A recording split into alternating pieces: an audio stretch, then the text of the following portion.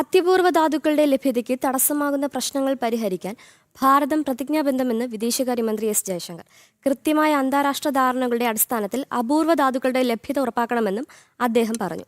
വാഷിംഗ്ടണിൽ നടന്ന ക്രിക്കറ്റിൽ മിനറൽസ് മിനിസ്റ്റീരിയൽ മീറ്റിൽ സംസാരിക്കുകയായിരുന്നു അദ്ദേഹം. എന്താണ് ഐസൻ കൂടുതൽ വിവരങ്ങൾ? അമൃത, നിലവിൽ നമുക്ക് ലഭ്യമാകുന്ന ഏറ്റവും സുപ്രധാന വിവരം എന്ന് പറയുന്നത് ഈ ഭാരതത്തിന്റെ അപൂർവ ധാതു മിഷൻ അല്ലെങ്കിൽ ക്രിട്ടിക്കൽ മിനറൽ മിഷൻ എന്ന് പറയുന്ന പദ്ധതി പ്രകാരം ഭാരതം ഈ ക്രിട്ടിക്കൽ മിനറൽസിന്റെ ലഭ്യത, അതായത് നമുക്കറിയാവുന്നതാണ്, ഇലക്ട്രോണിക് വ്യവസായ രംഗത്ത് തീർത്തും അനിവാര്യമായ ഘടകങ്ങളാണ് മിനറൽസ് ആൻഡ് ക്രിട്ടിക്കൽ മിനറൽസ്. അതായത് ഇത്തരത്തിലുള്ള ഇലുമിനേറ്റ്, ബോക്സൈറ്റ് തുടങ്ങിയ ധാതുക്കളും അതുപോലെ തന്നെ റൂട്ടൈൽ ഉൾപ്പെടെയുള്ള ധാതുക്കൾ. അത്തരത്തിലുള്ള ധാതുക്കളുടെ ലഭ്യത ഉറപ്പാക്കുന്നതിന് പ്രതിജ്ഞാബദ്ധമാണ് ഭാരതം എന്ന് വളരെ കൃത്യമായി തന്നെ അദ്ദേഹം പറയുന്നുണ്ട്. അത് ആ പറയുന്ന മേഖലയാണ് ഏറ്റവും നിർണായകം. 50ഓളം രാജ്യങ്ങൾ പങ്കെടുക്കുന്ന അമേരിക്കയുടെ നേതൃത്വത്തിൽ നടക്കുന്ന ക്രിട്ടിക്കൽ മിനറൽ മിനിസ്റ്റീരിയൽ മീറ്റിലാണ് ആ നിലപാട്, ഭാരതത്തിന്റെ അന്താരാഷ്ട്ര ക്രിട്ടിക്കൽ മിനറൽ നിലപാട് ജയശങ്കർ വ്യക്തമാക്കുകയും ചെയ്തത്.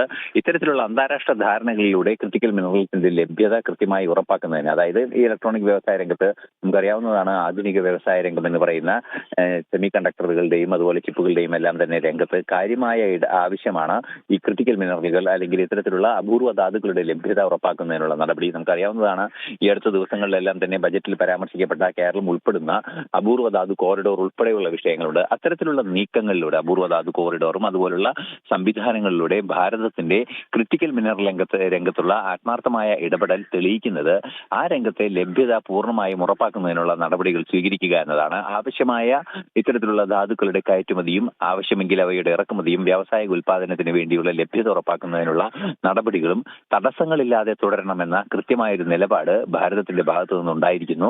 അത് 50ഓളം രാജ്യങ്ങൾ പങ്കെടുത്ത ക്രിട്ടിക്കൽ മിനറൽ മിനിസ്റ്റീരിയൽ മീറ്റിൽ തന്നെ എസ് ജയശങ്കർ വ്യക്തമാക്കുകയും ചെയ്തിരിക്കുന്നു എന്നതാണ് ഏറ്റവും പ്രധാനപ്പെട്ട ഘടകം. വാഷിംഗ്ടണിലാണ് ഈ യോഗം നടന്നത്. യോഗത്തിൽ ഇടപെട്ട് അദ്ദേഹം സംസാരിച്ച ആ വിഷയത്തിൽ, അതായത് ഇത്തരത്തിലുള്ള നിലപാടുകൾ അറിയിച്ചുവെന്നും എസ് ജയശങ്കർ തന്നെയാണ് സമൂഹ മാധ്യമത്തിലൂടെ പൊതുജനത്തെ അറിയിക്കുകയും ചെയ്തത്. ശരി, ഐസനാണ് വാർത്തയുടെ